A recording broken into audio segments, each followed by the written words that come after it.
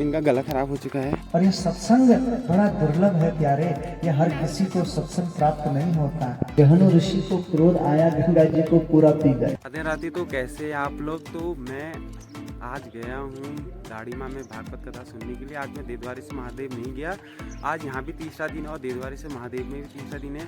तो मैंने सोचा आज यहाँ चले जाता हूँ, क्योंकि यहाँ से भी इन्वाइट आया था और फिर समय नहीं हो पाता, तो कल समय नहीं हो पाया और कल वीडियो भी नहीं बना पाया। तो आज छुट्टी थी, तो आज मैं आया हूँ यहाँ दाढ़ी माँ में भागवत कथा सुनने। तो आप वीडियो में बने रहिए। और पहुँच चुका हूँ यहाँ पर, और हमें यहाँ पर मिल चुकी हैं मेघा और दीदी जी मिल चुकी हैं। और ये देखें यहाँ पर गेहूँ की खेती देख सकते हैं आप। और रात भर इनका गला खराब हो चुका है। छोटे नन्हे बच्चे, तो ये देखो ये भी मिल गए हमें। तो अभी हम यहाँ पर जूते चप्पल उतार देते हैं, यहाँ पर लिखा भी है। और यहाँ पर भागवत कथा शुरू हो चुकी है। यहाँ पर हमें आधा घंटा लेट हो चुका है। और यहाँ पर चंदा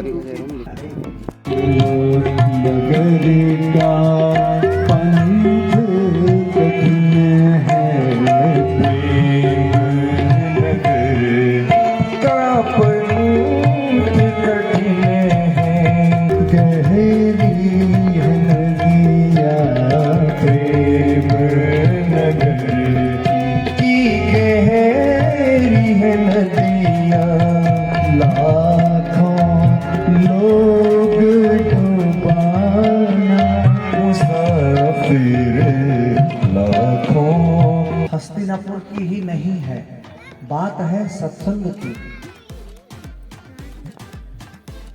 हस्तिनापुर में दुर्योधन ने पांडवों के साथ बड़ा अत्याचार किया, और विदुर जो है ये महामंत्री हैं, अच्छी सीख देते हैं। लेकिन ये जो दुर्योधन है ना,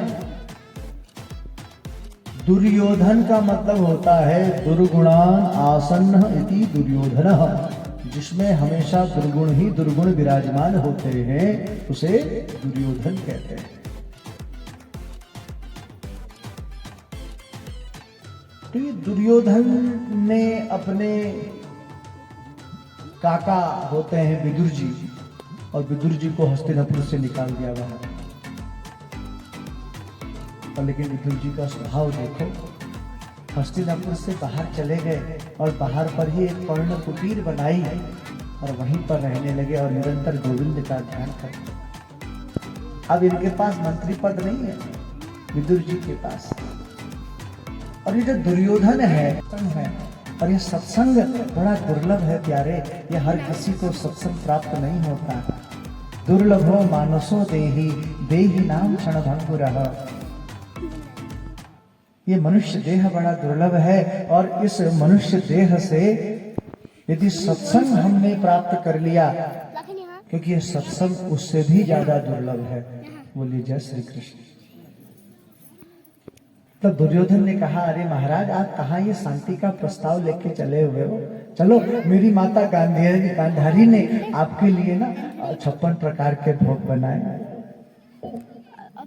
56 प्रकार के भोग बनाए हैं, चल के थोड़ा जलपान कर लीजिए, यह भोग ग्रहण कर लीजिए।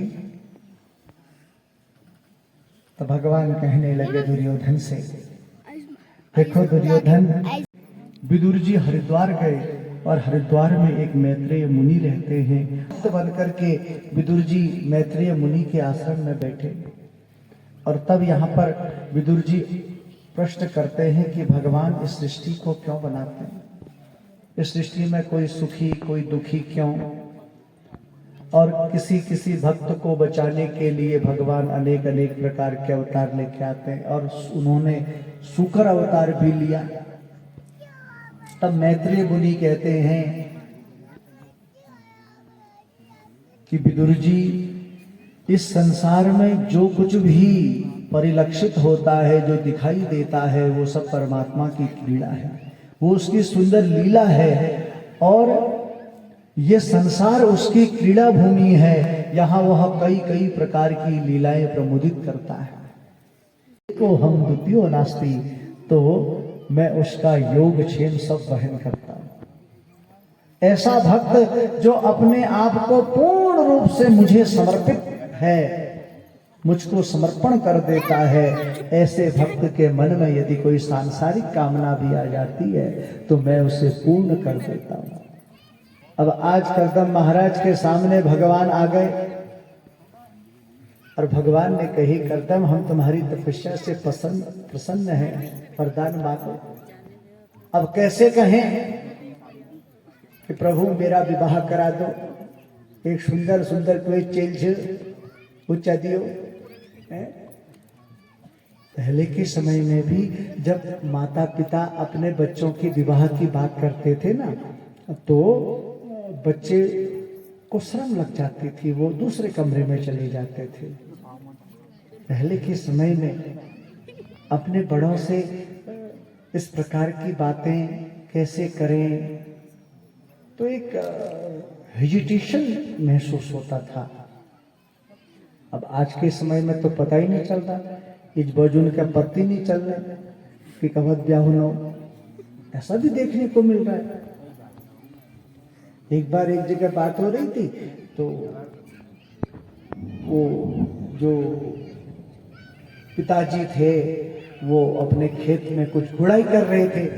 थोड़ी देर के बाद उनके घर के आगे कार रुकी और कार में से लड़का भी निकला और लड़की भी, बहू। अब बाबू को नहीं चला यो कुछ, अरे बाबू नहीं पहचाना तो मेरी बाहर छियो, अरे तक अब बहुत यार मुझे एकदम अच्छा लग रहा है। यहाँ पर छोटे लाखनदा भी आ रहे थे पार्क पर सुनने के लिए। जब एक कैमरामैन कन्या विवाह कर कुछ समय 2-1 घंटा शांत बैठना चाहिए, एकाग्रचित्त भाव, जिसको कहते हैं मौन धारण। लेकिन 1 घंटा कोई बगैर बोले रह सकता है ना, बेचैनी हो जाएगी। का एक आश्रम पड़ा, आश्रम को बहा दिया गंगा जी ने। जहनु ऋषि को क्रोध आया, गंगा जी को पूरा पी गए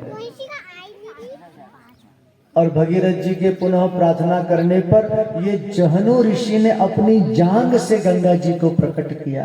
तो गंगा जी का एक नाम पड़ा जाह्नवी। कथा नहीं सुन रही है, जहाँ इस बस खेलने में ही है, वहाँ ये भी है, खेलने में ही है बस। ये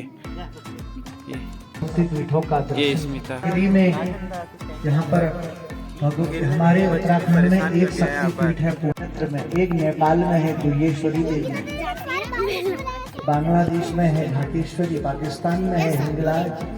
तो ऐसे 51 शक्तिपीठ हैं और इनका दर्शन करना बड़ा शुभ माना गया है।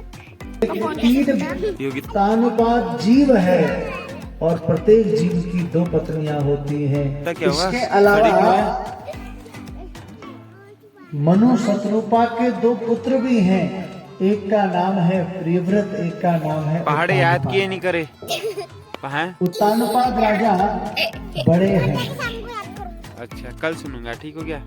उत्तानपाद का मतलब होता है, उत्तानपाद राजा की पत्नी सुनीति, सुनीति का मतलब होता है सुष्ट निद्र रश्य स सुनीति।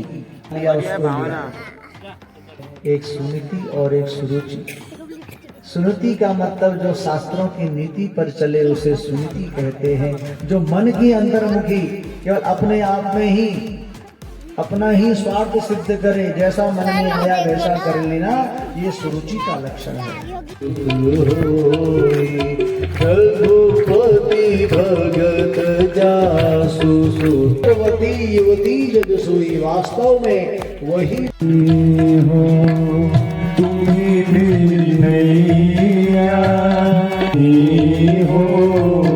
मेरी जिंदगी। अपने पुत्र का राज्याभिषेक किया और उसी समय अपने राज्य को, अपने महल को छोड़कर के दामोदर कुंड के पास चले गए और मन में संकल्प किया कि मैं रोज भगवान का सुमिरन करूंगा, 400 माला नित्य 12 अक्षर मंत्र की जाप करूंगा और वैराग्यता को धारण करते हुए दामोदर कुंड, जहाँ शालिग्राम पाए जाते हैं, भगवान का एक विग्रह स्वरूप है, शालिग्राम पाषाण है और ये पाषाण दामोदर कुंड में ही मिलता है। और ये देखिए आज मौसम परिवर्तन हो चुका है, यहाँ पर बादल लग चुके हैं और अनेक बारिश आने की पूरी संभावनाएं। बारिश हो जाए तो अच्छी है, बारिश भी हुई नहीं है कब से। तन में रहूंगा, निमग्न हो गया।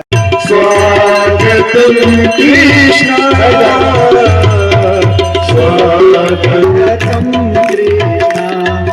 बधाई हो कृष्ण भगवान की, दर्शन करिए भगवान के। भागवत कथा हो चुकी है समाप्त। आप सब जा रहे हैं अपने घर को। बाय।